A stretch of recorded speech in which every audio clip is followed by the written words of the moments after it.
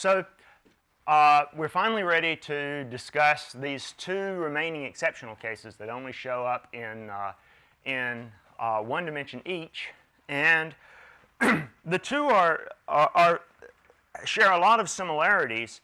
Particularly, they share, a lot of their features are similar to things that show up in the various things before, but they just happen to be a little bit more delicate and a little bit more exceptional.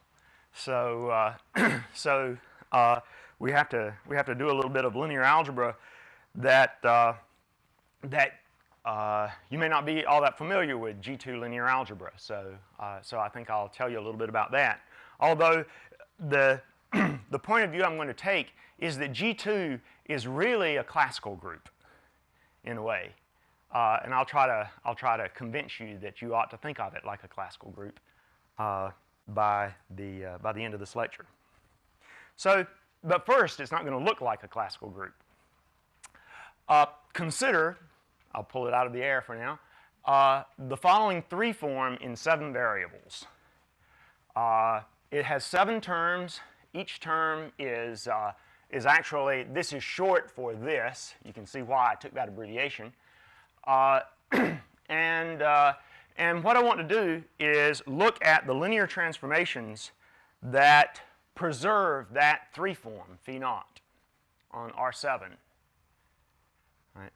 It's just like, in a way, it's like, for example, the orthogonal group is defined as the set of linear transformations that preserve a certain quadratic form. The symplectic group is defined as the set of linear transformations that preserve a certain skew-symmetric form. And now I'm just moving up to a certain skew-symmetric 3 form. Now, at the moment, it looks like I've made some special choice, and if I'd chosen some other random 3 form, I might get something wildly different. But I'm going to argue that that's not the case, at least in 7 dimensions. But it's still not obvious what kind of group this is. It's a group by definition. The set of things that leave this fixed, the stabilizer, is always a group. And it's closed because it's defined by equations. But it's not at all clear what things there are. On the other hand, you can write down some explicit subgroups that make it easy to see that G2 is actually very large. It's much larger than you might guess at first glance. If you write R7 as E1 plus, as the multiples of E1, that's the dual to dx1, plus its orthogonal, and think of that as this line plus R6, and think of the R6 as C3 by combining x2 plus ix3, x4 plus ix5, x6 plus ix7, call those complex. Then you can easily see that, for example, you factor the dx1 out of each of these terms, and you'll get this term, which is dx2 wedge dx3, once you take the I over 2, dx4, dx5, dx6, dx7. And this term, the real of dz1, dz2, z3, if you look at that, that's where, for example, that's going to have 4 terms in it, which, remember, looks a lot like the special Lagrangian calibration that we saw, that Blaine was talking about yesterday. You'll notice, for example, one of the real terms is to take this guy, wedge this guy, wedge this guy. That's this one. Another real term is to take this guy, wedge this guy, wedge this guy. That's that one, and so on. Right? So you can see that you can express phi naught in this form. And in this form, it's a little easier to see a large group of transformations that preserve it. Because here is the, if we're looking at the orthogonal things, here is the thing that defines the unitary group, U3, acting in C3, and here's the thing that forces it to be special unitary. So, in fact, G2 contains the subgroup that fixes the E1 and then rotates SU3 in the perpendicular E6, in the perpendicular R6. Well, it looks like I was really lucky picking out the 1 here, but if you do the same thing with 7, if you do the same thing with E7, factor out the terms that have an E7 in them, collect all the rest, you can write it like this again with a different choice of complex coordinates. So G2 also contains the subgroup that fixes the E7 and rotates its perpendicular plane as an SU3. Now, those two groups together already tell you that G2 has to act transitively on the unit sphere. Or at least it can take any unit vector to any other unit vector. Because if you think about it like this, what we're saying is, so here's E1, it's saying that you can join any 2 points on the perpendicular to that by an element in the first SU3, but now you can join any 2 points on this great 5 sphere by a rotation around the E7 axis in G2, and using the combination of those 2 things, you can obviously sweep around and hit anything on the sphere. Move E1 to anything on the sphere. So in particular, G2 has to act transitively on the 6th sphere, although it's not clear that it might act on something, it might actually swell out the sphere. It might not preserve the sphere. But in fact, you can prove that it does that. I'm not going to go into it right now. It's not too hard to do. You can prove that G2 actually preserves the 6th sphere itself. And in particular, it has to preserve the quadratic form that defines the 6th sphere. So that means that G2 sits inside SO7, and moreover, the element that fixes E1 is exactly those rotations, the SU3 rotations. So in particular, that means that you can think of G2 as a principal right SU3 bundle over S6. The projection is you take an element of G2 and you see where it sends E1. The fibers the fiber is SU3, so you have G2 represented as a fiber bundle over S6. And immediately, just by dimension count, this tells you that G2 is compact and it has dimension 14, because S6 has dimension 6, SU3 has dimension 8. So it's dimension 14. If you look at the long exact sequence of this, long homotopy exact sequence of this guy, the homotopy groups of G2 will agree with those of SU3 until you get up to the 6, until you get up to pi 6.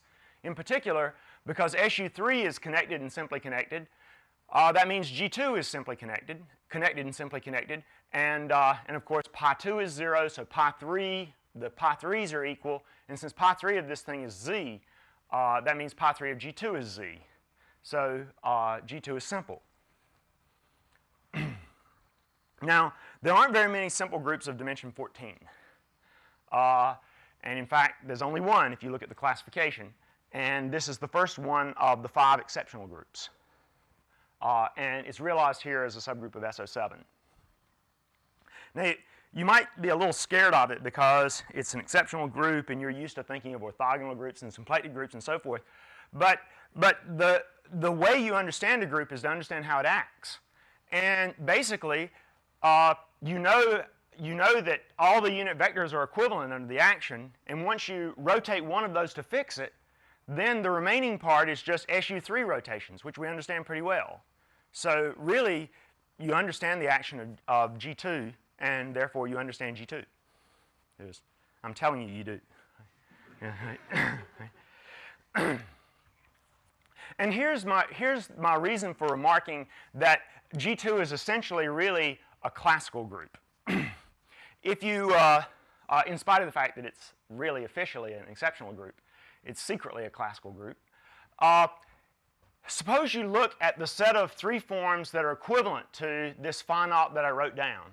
I mean, I pulled it out of the air, kind of randomly wrote down phi naught. But suppose we look at all the things that are equivalent to it by a change of basis. Now, because the stabilizer in GL7 of this guy is G2, this is a homogeneous space, GL7 mod G2. And by dimension count, since GL7 has dimension 49, it's an open subset in the 7x7 matrices, that means that this orbit has dimension 35, which is exactly the dimension of 3 forms in dimension 7. So that means this orbit is open. In particular, that says that far from being some special 3 form that we chose that defined G2, there was a whole open set of 3 forms that we could have chosen that would have defined G2 just as well, just a different conjugate subgroup. So really, just like you get the orthogonal group by choosing sort of a quadratic form in a big open set, namely the positive definite ones, and then look at the stabilizer, you get the orthogonal group. Here we have some big open set of 3 forms. We choose anything, we look at its stabilizer, we get G2. So in that sense, it's like the classical groups, because all the classical groups are defined that way. You choose some generic tensor and look at its stabilizer, and that's how you get the orthogonal and the symplectic and the determinant 1 groups, the special linear groups.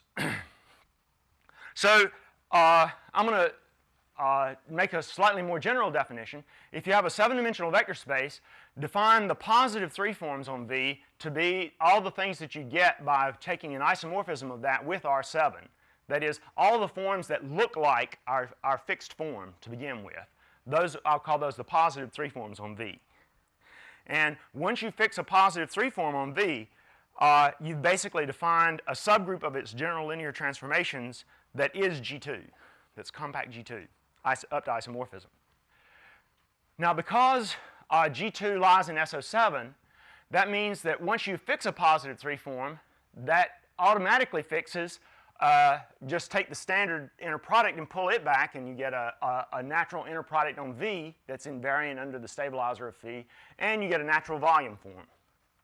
So, a choice of such a thing, a G2 structure on a vector space is a positive 3 form, that's my definition, and a positive 3 form has associated to it an inner product and an orientation, which I would call them the associated metric and orientation.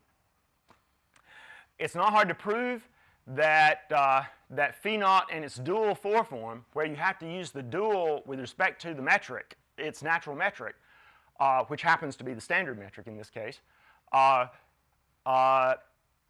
they actually generate the ring of G2 invariant forms. There's 1 in degree 0, there's phi, star phi in degrees 3 and 4, and then their wedge product, which is the volume form, 7 times the volume form in dimension 7. And that's all the invariant forms that G2 has in this representation. And moreover, Harvey and Lawson proved that these 2 forms, phi naught and star phi naught, are calibrations. In fact, that's how I got interested in this whole thing. I was reading Harvey and Lawson's calibrations paper and trying to understand these beautiful calibrations they had constructed in dimensions 7 and 8. And that's how I got into the whole subject to begin with. I have to confess, this is not the original definition of G2. That's not how people thought of it originally. In fact, most people who know what G2 is will tell you that it's the group of automorphisms of the Itonians. And this was, which was, again, remarked, an offhand remark of Cartan's in one of his papers in 1908. Cartan had actually discovered G2 back in, had found an explicit representation of G2 after Killings predicted it existed in 1896, but he didn't connect it to the Itonians. He didn't connect it to the Itonians until 1908, and didn't connect it with a 3 form. That was Schouten, about 1928, sometime around that time, when he actually proved this fact that G2 is defined as the stabilizer of a 3 form in dimension 7. I mentioned that it's a calibration. Let's see why. I mean, just using our knowledge of G2 at this moment, just to show you that you can do something with it. I mean, if you look at the form itself and you think, how in the world would I ever compute its comass, you might give up if you didn't think about the properties of G2 that you already know. Because if you use the fact that G2 acts transitively on the 6th sphere and the stabilizer of a unit vector is actually equal to 1 times SU3, that means that if you take any orthonormal triple, V1, V2, V3, then you can, by applying an element of G2, you can rotate V1 to E1. And now, of course, V2 will be perpendicular to E2, and SU3 acts transitively on the 5 sphere, so you can rotate the V2 to E2. Now what's left in SU3, once you fix a vector in SU3, in C3, what's left is the rotation in the perpendicular C2. That's in SU2. And that's now being spanned by the E4, E5, E6, E7. And so you can rotate the E4, E5, E6, E7 to a single multiple of E4.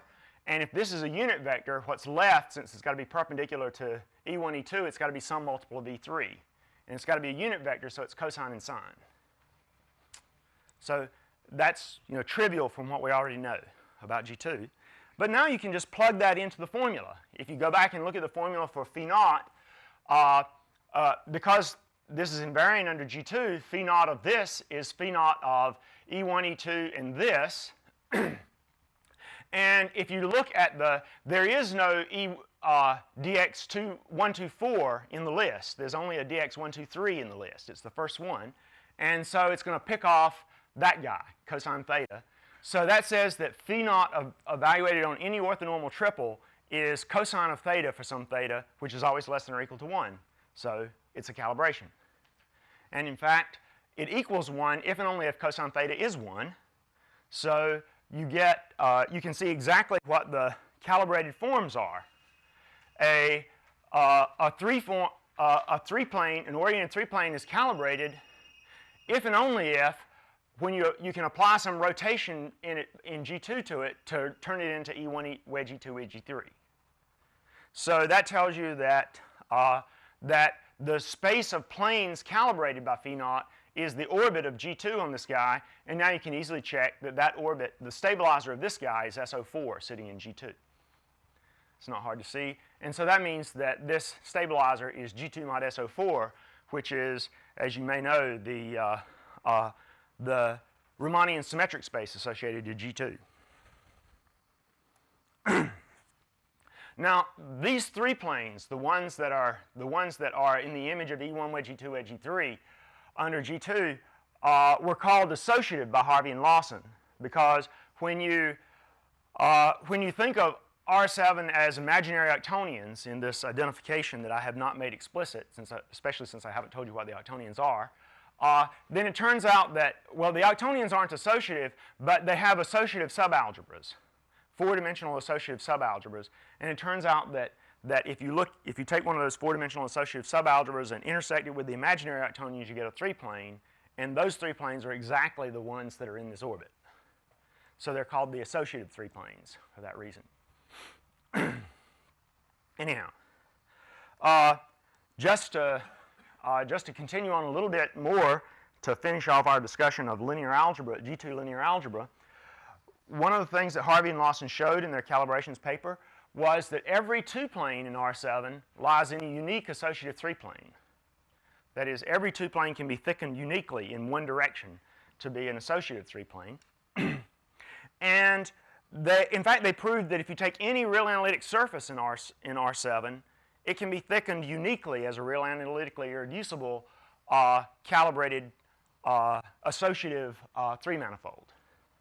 It's a fairly straightforward. It's like sort of like, I mean, the closest analog you might think of is it's like the Cauchy-Riemann equations that say that you can if you specify a complex function along a real analytic curve in the plane, then you can thicken that to a holomorphic function in the neighborhood of that curve uniquely.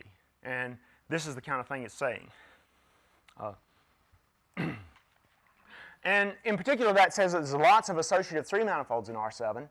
And nowadays, the M theorists have become very enamored of these things, trying to understand the associative three-manifolds, in particular the associative cones and the things that are asymptotic to associative cones. I mean, the M theorists are really hot on trying to understand these right now because they think that they have something to do with understanding vacuo states and, well, I mean, don't worry if you don't know what M theory is. I don't, and nobody else does either. So, I mean, literally nobody else does, so that we know of, anyhow. But now, the Hodge dual 4 form is also a calibration because, of course, the Hodge dual of any calibration is a calibration. I'm not sure Blaine told you that already, but maybe he did. And it's easy to see that they calibrate the orthogonals of the associative 3 planes, so that means that the calibrated planes of this guy are the orbit of E4, 5, 6, 7, which is again G2 mod SO4. And because you can look at this, none of the subsets 4, 5, 6, 7, none of the size 3 subsets of this thing show up in our expansion for phi naught. So that means that phi naught vanishes on this 4 plane. And what Harvey and Austin show is that a 4 plane's coassociative if and only if phi naught vanishes on it. And not only that, if you have any 3 plane on which phi naught vanishes, it can be thickened uniquely to a coassociative 4 plane. Again, all of this is linear algebra that you can go home and do yourself as little exercises now that you know everything there is to know about G2. And correspondingly, there's a submanifold theorem that says that if you take any real analytic threefold in R7 to which phi naught pulls back to 0, it lies in a unique, analytically irreducible star phi naught calibrated fourfold.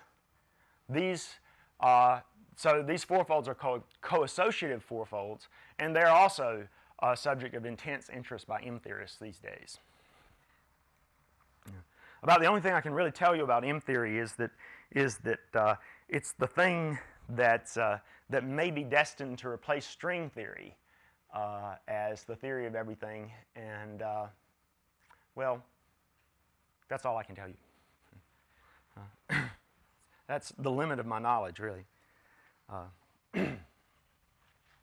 So we've talked about linear algebra and what happens in flat space and so forth. So let's talk about what happens for manifolds, 7 manifolds in particular.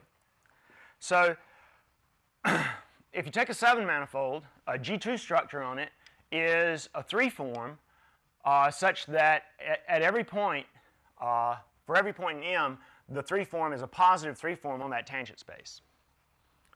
So those are the that's what a G2 structure is. And you might wonder, do these things exist? Are there any obstructions to it? And it's not too hard to show. In fact, it's because we know everything about G2, it's fairly easy to show that there is a 3 form on a 7 manifold if and only if the manifold's orientable and spinable. That's the necessary and sufficient condition. Fairly weak things. The first and second Stiefel-Whitney classes should vanish. And just like, because this is a pointwise linear algebra thing, a G2 structure on M defines an associated Riemannian metric and an orientation. So they're always, so those are always around.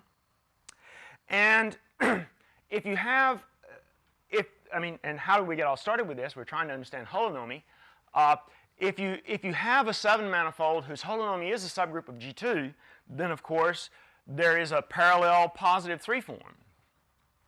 You know, almost by the holonomy principle, there's a parallel positive 3 form, and so that defines a G2 structure. There might be more than one parallel positive 3 form if the holonomy is actually a proper subgroup of G2, but I'm going to not worry about that too much right now. There is one, and that one, even whether there are others or not, that one is, of course, by the holonomy principle and the things we talked about before, since it's parallel, it's both closed and co-closed. And conversely, if M does support a parallel, if MG, it should be MG, does support a parallel positive 3 form, then the holonomy, since the holonomy has to keep that parallel, since it's parallel, the holonomy has to preserve it, so the holonomy has to be a subgroup of G2. So understanding holonomy G2 is equivalent to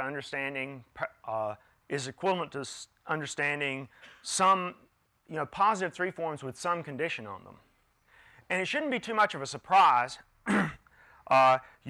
In the previous things that we did when we talked about Calabi-Yau and the hyperkähler case, everything, so those were defined by having some having some differential forms that were closed, some collection of forms that were closed, and the same thing happens here.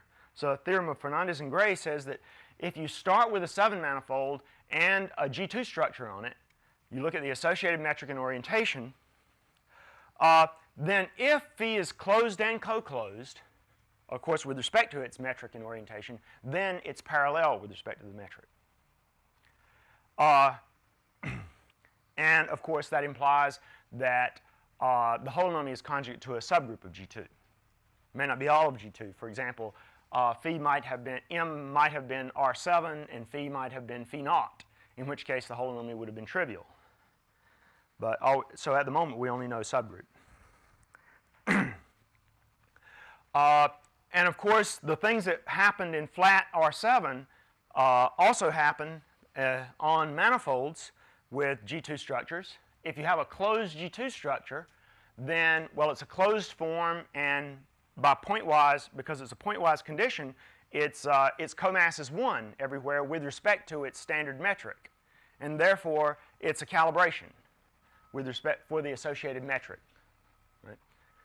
And and in particular, that says that you have this distinguished family of minimizing submanifolds, the submanifolds that are calibrated with respect to phi. And in fact, as long as phi is closed in real analytic in local coordinates, the arguments that Harvey and Lawson did for R7 with the flat one actually generalize to anything like this where it's closed in real analytic.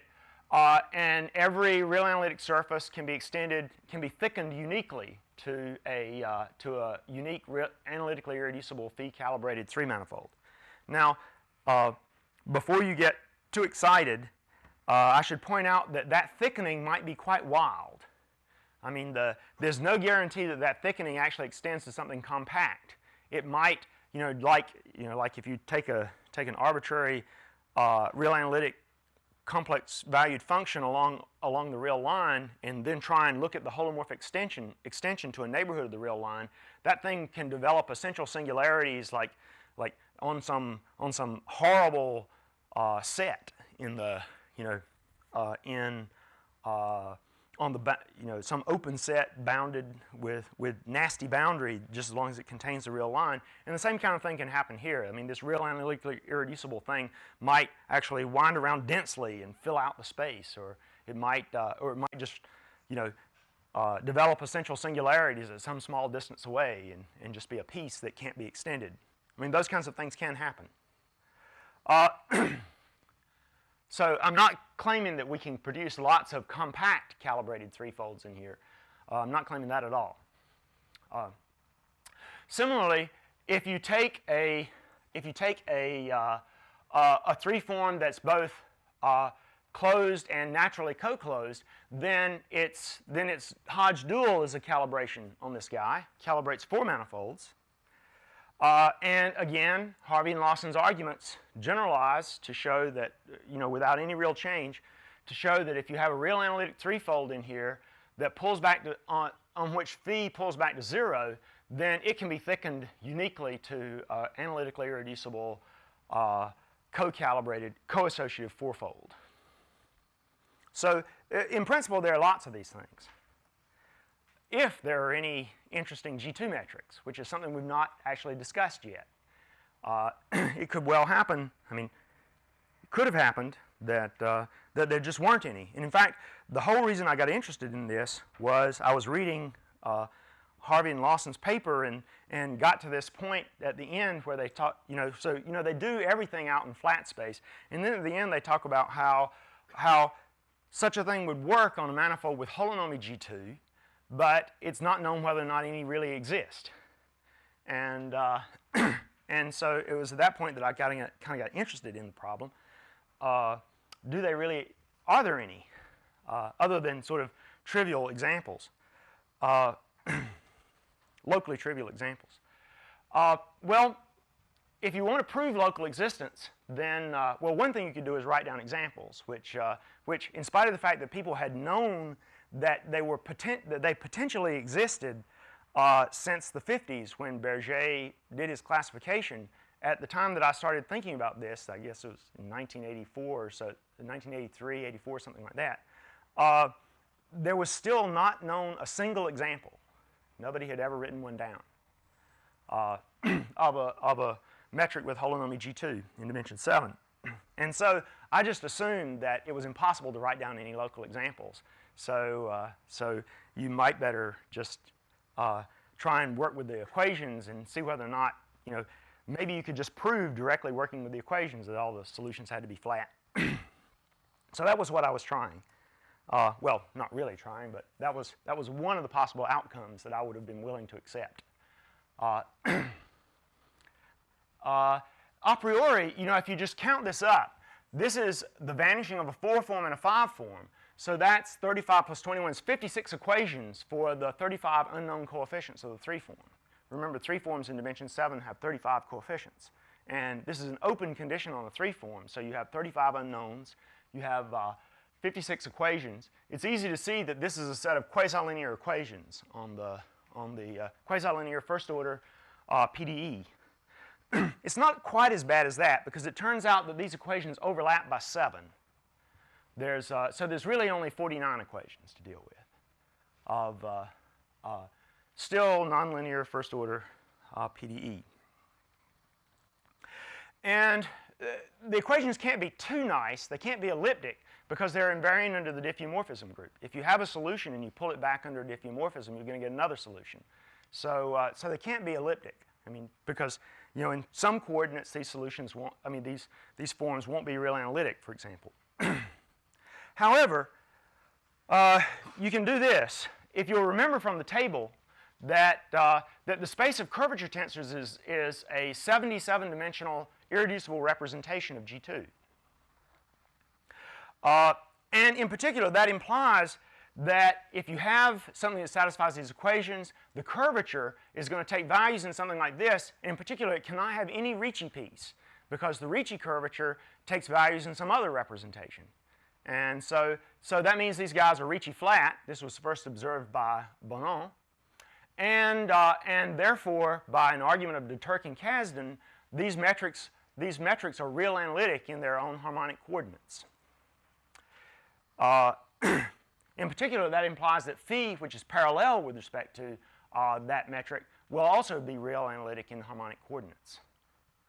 So, so that suggests looking at this sort of augmented system, look at it in coordinates, fixed coordinates, but ask that the metric be such, the form be such that the coordinates are harmonic. And now this system, which unfortunately now gets another 7 equations, so we're back up to 56, but it is elliptic. It's an elliptic system for the, still overdetermined, but oh well. However, again, just like we saw this overdetermined system in the for the hyperkähler case, you come down to an overdetermined system for one unknown, but it turns out that that's a good overdetermined system. It's involutive in the technical, the technical word's involutive. The same thing happens here. This system actually is involutive, as it satisfies this Cartan test that says that you can basically thicken subsolutions. Generic arbitrary subsolutions can be thickened one step at a time as long as you're in the real analytic category. And so that basically says that you can start with obviously easily constructible subsolutions and apply this thickening process. And the conclusion of this analysis, which I don't have time to go into, says that the general solution of these equations, after you take out diffeomorphisms, depends on 6 arbitrary functions of 6 variables. That's how flexible the solutions are. Now, and moreover, again, because we can see what the local solutions look like, we can specify a solution in power series at a point. We can actually specify the curvature at a point pretty much arbitrarily. We can hit anything in that 77-dimensional vector space. And in particular, that implies easily that you can get a curvature such that the values of the curvature at a point will actually fill out the entire algebra G2. And of course, that implies that for the generic solution, the holonomy of the underlying metric is G2. So, success. They do exist. Still haven't seen one, but we know they're there.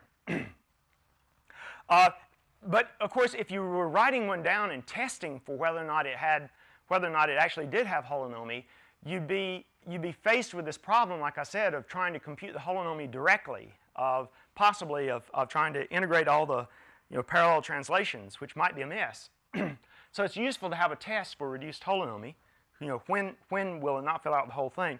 And there is a nice test. It turns out that if you have a simply connected, if M is simply connected and G is a metric that has holonomy as subgroup of G2, then the holonomy is proper if and only if M has a non-zero parallel 1 form. So what you have to guard against is the existence of parallel 1 forms. If you can rule those out and you know the holonomy is in G2, then the holonomy is all of G2. The proof is you just apply Berger's classification.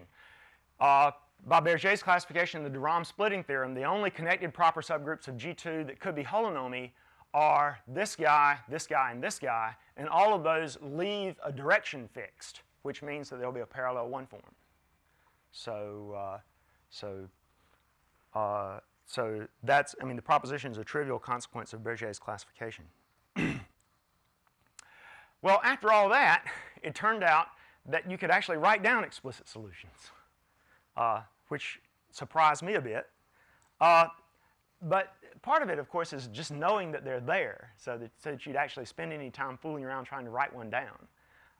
And it turns out there's a very nice example. I'll explain the first example that was ever known. Is if you look at the flag manifold, which is SU3. One of the simplest flag manifolds, SU3 mod its maximal torus, that is the diagonal matrices, endowed with its natural metric. If you take the cone metric on that turns out to have holonomy G2. I'm going to explain why very briefly. In fact, here's what you do. You take the left invariant form on SU3. It looks like this. It has to be skew Hermitian. That's why these guys have to be pure imaginary, and these guys have to be minus conjugate of each other. Don't worry about the scalings. That's just to make things look pretty at the end. Then this quadratic form, these guys are take values in the Lie algebra of the diagonal matrices. So the off-diagonal terms are the things that will push down here to give you a Riemannian metric. So if you take the sum of the square norms of the omegas, that gives you a metric that actually gives you a quadratic form that actually defines a Riemannian metric on this guy. It's the unique metric on that flag manifold that's invariant under SU3 and the normalizer of the maximal torus. So it's a very natural metric on that space. To see that it has holonomy, to make connection with this holonomy G2, set omega looks like this 2 form, and psi this 3 form. And these guys, it turns out, are invariant under the action of T2. That's why this, for example, there's a bar down here instead of up here, is to balance everything out so that this guy, for example, is invariant under that action. This 2 form and this 3 form, they drop and they satisfy these conditions. That is, d omega is 3 times the real part of this guy. D psi is minus 2i times the square of that guy. And so now what you do is this. Consider the 3 form on R plus cross this guy. Consider the 3 form that you get by taking d of, well, 1/3 d of t is the coordinate on this guy, t cubed times omega. Now if you look at this, you'll see pretty easily that this is actually dt times, distribute the t's with the omegas here and the t's inside here with the cubically, and you'll see this exactly has the form of a positive 3 form. So it's positive. It's a positive 3 form. And so it has an associated metric. and it's closed, so you can compute the associated metric is just the cone metric. It's dt squared plus t squared times the metric on this guy that I wrote down before. And moreover, you can compute that the dual of this guy is closed as well. In fact, it's exact. It's d of t to the fourth times the imaginary part of epsilon. And of course, that's obviously closed. So now we have phi is closed and co-closed with respect to its natural metric. So the holonomy is a subgroup of G2. Now a little work with Lie algebra. The action of SU3. You can see that there aren't any parallel one forms. Basically, the reason there aren't any parallel one forms is because if there was one parallel one form, then when you act on it by this SU3, you'll generate at least 5 parallel one forms, it turns out. And if you had 5 parallel one forms, the holonomy being a subgroup of G2 would actually force there to be 7 parallel one forms, which would mean that the metric was flat. But the topology of this thing forbids the metric from being flat. So there can't be any parallel one forms. So that means the holonomy is all of G2.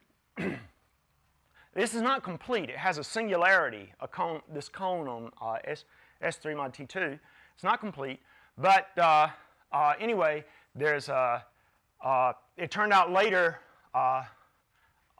Simon Solomon and I constructed complete G2 metrics on the self-dual two form, on the bundle of self-dual two forms on CP2 and on S3 cross R4.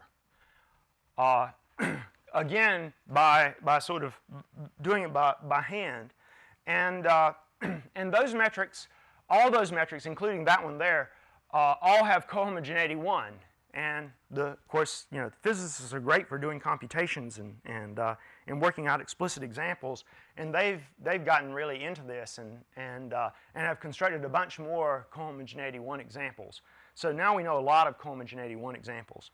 We don't have a complete classification, but we do know they exist. There can't be any homogeneous examples, by the way, because of course they're Ricci flat, and we know you can't have any Ricci flat homogeneous spaces other than flat ones. What about compact examples? That was the big thing that the big question that remained was whether or not there were any compact examples and what you could say about them. It's much harder to compute to find any compact examples because again it's Ricci flat, and this same kind of argument, this Bachner kind of argument, says that if there was any continuous symmetries, if there were any killing vector fields, then they'd be dual to parallel one forms, and we can't have any parallel one forms if the holonomy is going to be G2. So there can't be any killing fields, so no continuous symmetries. But you can sort of run down a list of easy necessary conditions, so you can rule out a lot of things. First of all, of course, it has to be orientable and spinable. The first Betti number has to be 0. Again, Ricci flat would imply that the harmonic one forms were parallel, so there better not be any of those. Applying Cheeger-Gromall, you can prove that pi1 has to be finite. Of course, B3 and B4 have to be positive because there's 2 parallel forms right there that are going to live in those 2 degrees. The first Pontryagin class can't be 0. And the reason is that when you work out you remember the first Pontryagin class is quadratic in the curvature. And if you take the first Pontryagin class wedge phi, that's a 7 form whose coefficient is quadratic in the curvature. And there can't be too many of those because the curvature is an irreducible representation, so that quadratic form has to be definite. So in fact, that has to be non-zero constant times the square norm of the curvature, and so the Pontryagin class can't vanish because this integral can't be 0. So this rules out, S3 times S4, for example, can't be, and in fact, it turns out that such a 7-manifold can't be a non-trivial product in any way. This uses Donaldson's theorem about his famous theorem about the the intersection form, definite intersection forms on smooth 4-manifolds. There's also a relatively easy Torelli theorem. That is, you can say the moduli space of these things turns out to be smooth and unobstructed. And in fact, it's modeled on the third de Rham class. If you have a metric with holonomy equal to G2, then what you can do is take its parallel 3 form and take its cohomology class. And that map actually maps you to the, is basically a complete local set of invariants. The cohomology class of the form is a complete local set of invariants, and you can move anywhere in there. All this was known before Dominic Joyce entered the picture. And I'm sorry I don't have the exact dates on me, but in the early 90s, Dominic Joyce actually was able to produce examples of compact Riemannian manifolds with holonomy G2. And his method had two aspects to it. First, there was an analytic aspect, which is that the analytic aspect is that you want to show that if you can get close enough to a G2 metric, a G2 holonomy metric in a certain sense, then you can perturb and get all the way there. And the idea is to start with a compact manifold that has a closed positive 3 form, and the property that its associated metric satisfies some estimates. The things that go into the estimates are you need an upper bound on the curvature and volume, you need a lower bound on the injectivity radius to keep it from developing singularities too quickly, and an upper bound on the size of the only thing that's keeping you from getting there. That is, if the thing were co-closed, then we'd have holonomy as a subgroup of G2. And so anyway, if you have this combination of estimates, then you can show that you can perturb the phi you have by adding a small exact 3 form so as to get a new one that's positive closed and co-closed with respect to its associated metric. And so, in other words, you can perturb to a metric with holonomy a subgroup of G2. And of course, if there are no parallel forms, in particular, if the first Betti number is 0, that'll mean the holonomy is all of G2. I mean, it's a beautiful theorem, but one sort of drawback of it as it stands is it's not obvious that you can actually construct anything that satisfies these estimates. I mean, it says if you get close enough, you can get there, but at that moment, we didn't know whether you could get close enough. However, Dominic came up with examples that were close enough. He constructed examples of 7 manifolds that satisfy these hypotheses by basically starting with a flat metric with the flat G2 structure on the torus, dividing by a discrete group of symmetries to get a singular manifold that has a singular G2 structure on it, and then showing that you can resolve the singularities, just like you do in the case of constructing Calabi-Yau things. You can resolve those singularities and get something that satisfies all these conditions, and then perturb on the end and get a manifold with holonomy G2. I don't really have time to give any details on this because I do want to say a few things about spin 7.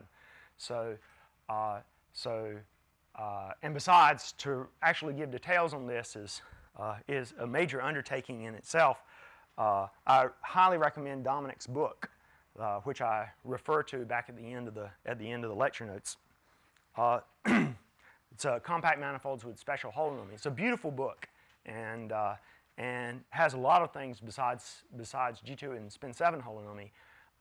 Some great stuff about Calabi-Yau manifolds and hyperkähler manifolds and so forth. So just treasure trove of information. Finally, in the last 7 minutes or so, I want to say a few things about the spin 7 case. And because the spin 7 case is very much like the G2 case, maybe I'll be, if anything, more telegraphic than I have been for the G2 case. But I've written what I think will be helpful. So let's just go and see what happens. I mean, you're all comfortable with G2 now, so spin 7 is just one notch kicked up. And fortunately, that's the end, right? I mean, we can see the finish line. So it's time to kick. If there are any runners in the audience. As usual, you start with linear algebra. And I need to define something that's going to define spin 7 for me. And it turns out the right thing to do is define a 4 form on R8 by adding a new variable and taking our G2 defining form and wedging it with the new variable, that's a 4 form, and then taking the star and add those. That's our 4 form. And then I'm going to define spin 7 to be the set of linear transformations in R8 that fix that 4 form. Now, the reason for the quotes define is that some people may object to this because they think, well, spin 7's already been defined. How dare you redefine spin 7? And that's a reasonable objection, but I hope to answer that by the next slide. So for the moment, just think of spin 7 as a name. I'll justify its name in a little bit. By the previous discussion, we already know if you look at the things that fix E naught, the subgroup that fixes E naught, that certainly contains 1 times G2. So spin 7 contains 1 times G2. And that's good because that tells us a lot about how it's behaving in the R7 part. Tells us it's big in the R7 part. But we can even see another subgroup of spin 7 that's going to give us this kind of transitivity. If you do this, suppose you identify R8 with C4 now by keep the Z1, Z2, Z3 as we had before, but because we've got an extra coordinate, we'll take Z0 to be X0 plus IX1. Now we have 4 complex coordinates, and lo and behold, phi naught is 1/2 the square of the Kähler form on C4, the standard Kähler form on C4, plus the real part of the holomorphic volume form on C4. You just expand it out and you'll see that's true. So, in particular, since SU4 preserves both of these guys and phi naught can be expressed in those terms, that tells us that spin 7 contains SU4. And since SU4 already acts transitively on the 7 sphere, that tells us that spin 7 allows us to rotate in any direction. And again, a little bit of work, you can show that spin 7 actually preserves the sphere itself and preserves the orientation because the square of phi naught is a volume form. So it sits inside SO8, and the subgroup of spin 7 that fixes E naught is exactly 1 times G2. So that makes spin 7 into a principal bundle over S7, just like we did G2 down to SU3. So now we're ready to play the same game here. So spin 7 is compact. It has dimension 21.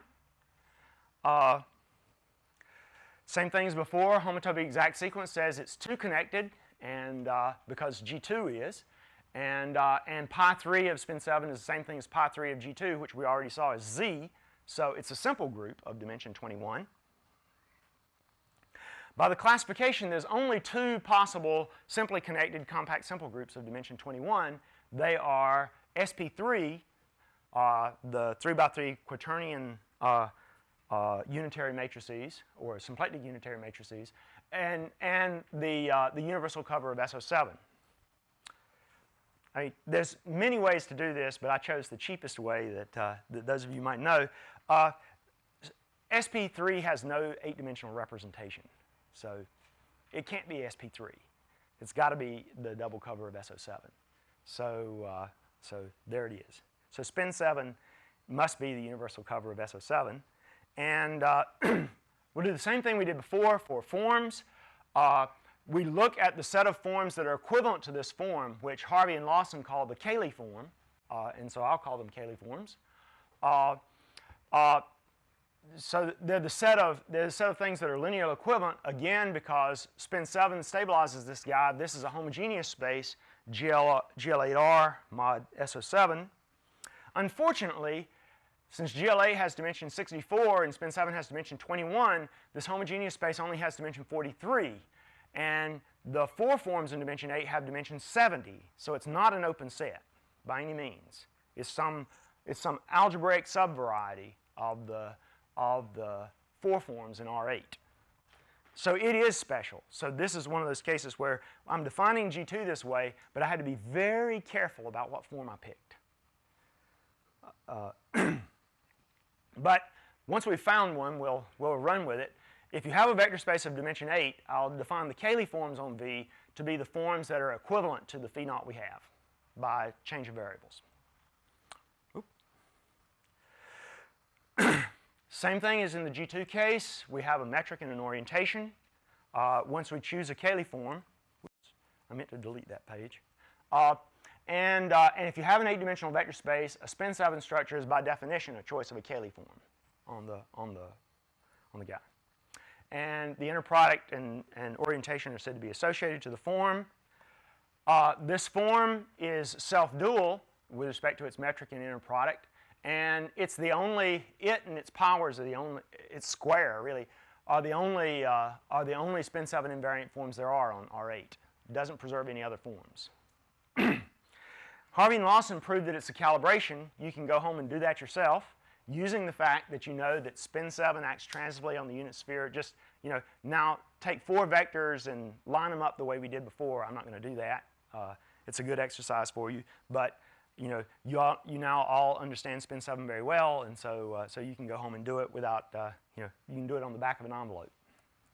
I have to admit, this is not the standard definition of spin 7. Usually, it's defined abstractly as a universal cover of SO7, and then it's embedded into SO8 by Clifford constructions or using the Itonians. I'm not going to mention that. I don't care about the Itonians today. Some days I do, not today. So let's go on to manifolds. I'm going to skip talking about the calibrations. It's a calibration. And I think Blaine's going to tell you more about that anyway in a short while. A spin 7 structure is a 4 form that's a Cayley form at every point. And of course, a spin 7 structure defines a metric and orientation, just as before. And if you have a metric with holonomy conjugate to a subgroup of spin 7, then it supports a parallel Cayley form, and that defines a spin 7 structure. And the 4 form is, of course, closed and co-closed. It's parallel. So, we're all familiar with the holonomy principle now and all that stuff. I don't have to keep repeating that. Conversely, if you have a G parallel Cayley form, then the holonomy is conjugate to a subgroup of spin 7. Same reason as before. And the nice theorem, again, that says that you can encode the holonomy in terms of differential equations, again, Fernandez and Gray, says that if you have a spin 7 structure on an 8 manifold, suppose you have a spin 7 structure on an 8 manifold with its associated metric and so on, and suppose that it's closed. If it's closed, then it's parallel with respect to its natural metric. We don't have to worry about co-closed because it's self-dual, so there's nothing to do there. And in particular, that implies that its holonomy is conjugate to a subgroup of spin 7. So we're reduced to studying these equations. D phi is 0 for Cayley forms. It's 56 equations for 43 unknowns. Again, it's quasi-linear in first order in the right coordinates. Again, not elliptic because it's invariant of the diffeomorphism group. Same argument as before. The space of curvature tensors is an irreducible spin 7 module that's not the quadratic forms, and therefore it's Ricci flat, and therefore it's real analytic in harmonic coordinates. And in particular, phi is real analytic in the metric harmonic coordinates. So that suggests that you might want to study this system, which is coordinate dependent. This is now back up to 64 equations. It's overdetermined, and it's easy to see it's elliptic. Again, we have a local generality theorem that says that, and again, this was how I got into the subject, got interested in it, that if you look at this system, even though it's overdetermined, it's involutive. And mod diffeomorphisms, the general solutions depend on 12 arbitrary functions of 7 variables. And the generic solution has holonomy spin 7. Has holonomy equal to spin 7. Exactly, an application of the Ambrose-Singer holonomy theorem. The corresponding proposition for spin 7 is that you have to have, if you have holonomy as subgroup of spin 7 and you want to know it's not proper, then you've got to rule out parallel 1 forms and 2 forms. You have to worry, and the reason you have to do that is because, again, by Berger's classification, the only proper subgroups that can be holonomy are subgroups either of this fix a line and get a G2 or the SU4. Those are the 2 maximal subgroups of spin 7, and there they are. By the way, U4 does not fit into spin 7. You might wonder what happened to it, but it's not there because it just doesn't fit there. Spin 7 has rank 3 and U4 has rank 4, so it could never get in there. So if it has holonomy like this, then it has a parallel 1 form because of that. And if it has holonomy SU4, then it has a parallel 2 form because that's inside U4. Explicit examples, I'm really running out of time, but I'll just point out that there is a nice explicit example. The very first example that was known was if you take SO5 and divide out by this SO3 that we talked about on the first day. That is, remember that SO3 has an irreducible representation in every odd dimension. Look at its irreducible representation in dimension 5. That subgroup of SO5, if you look at that quotient, that has a natural metric on it. And if you look at that metric, basically you take the cone on that metric, which I'll now speed through. There's nothing really to say. You look at the cone on that you can just write down an explicit 4 form on the product of R plus with that 7 manifold. It's closed. It's clearly a Cayley form. Just look at what it looks like in locally algebraically. So that means that its associated metric, the cone metric, has its holonomy conjugate to a subgroup of spin 7. And again, you can now use representation theory to show that if there were any parallel 1 forms or 2 forms, then there would be so many that it would force it to essentially be flat. And so they're out of there. So the holonomy has to be all of spin 7. Later on, Solomon and I actually constructed a complete metric on the positive spin bundle over S4. The semi-spin bundle over S4, that's an 8 manifold, and it has a natural cohomogeneity 1 metric. And of course, the physicists have now gotten interested in this, and they've produced a lot more cohomogeneity 1 metrics. In fact, cohomogeneity 1 spin 7 metrics whose underlying manifold is R7 even. So that doesn't have to have non-trivial topology. Complete examples. Compact examples, I'm going to again, go fairly quick through this. Again, for the same reason, it's Ricci flat, so you can't use any symmetries, any continuous symmetries to help you lower the dimension of the problem. There are some fairly straightforward necessary conditions. M has to be orientable and spinnable. The Euler class of the spin bundle one of the spin bundles has to be 0. That's because it turns out that having holonomy spin 7 is equivalent to having a parallel spinor field. And having the parallel spinor field, of course, means that there's a non-zero section of the spin bundle. So the Euler class has to be 0. And that imposes conditions on the characteristic numbers. Not only that, if the holonomy is spin 7, there's only 1 parallel spinor field, and the A-roof genus has to be 1. And that imposes more conditions on the characteristic numbers. Again, there can't be any harmonic forms. Fundamental group has to be finite. There has to be something in the middle dimension. First Pointare eigenclass, again, can't be 0. Same thing as before. And there's lots of things like that. And again, there's a moduli space for these things. The moduli space is modeled on the self-dual 4 forms. On the harmonic self-dual 4 forms, same as before. And you might think that, maybe these things just because they're so hard to write down explicitly, they must be kind of delicate to get to. But let me point out that there's sort of what looks like it could conceivably be a cheap way of getting them, although nobody has ever succeeded in getting them this way. Some kind of sort of minimal conditions that could produce such a metric. Suppose you had a compact oriented spin manifold whose A-roof genus was 1. Suppose you had such a thing. And suppose that there was some metric on it that had non-negative scalar curvature. Well, since the A-roof genus is 1, that would imply the scalar curvature was actually 0. And that would imply, in fact, that the holonomy is spin 7. So if you take one of these guys, one of these topological manifolds like this, and you can somehow or another cook up a metric with non-negative scalar curvature, it'll be a spin 7 manifold. And so you think, well, surely it can't be too hard to come up with a metric with non-negative scalar curvature on such a thing, but it's not so easy. Last thing to say, again, I really don't have any time to talk about this.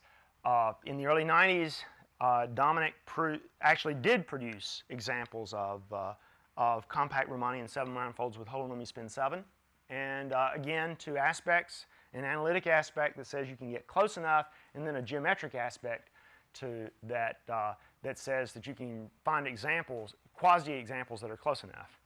And I can't really describe those things. Again, it's the kind of one of these quotient and resolve singularities, but do it carefully kind of thing. In fact, he has several different ways of doing this. He and his student Kovalov have constructed tons of these things now. It's become clear that they're actually quite common, or seem to be quite common.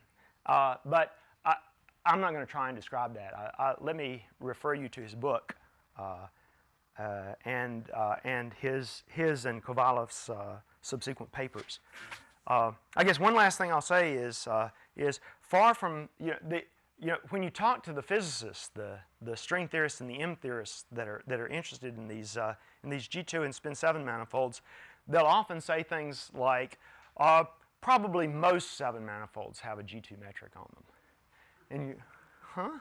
So, and I say, but what about the Pontryagin class? And they say, oh yeah, of course, put that in. So, or what about not being a product? Oh, so of course we don't consider products. And so, so you come up with this sort of list of things that they can't, where it won't work, and they'll say, oh yeah, throw out all these trivial objections, and then everything else, almost everything else, is surely going to have a G2 metric.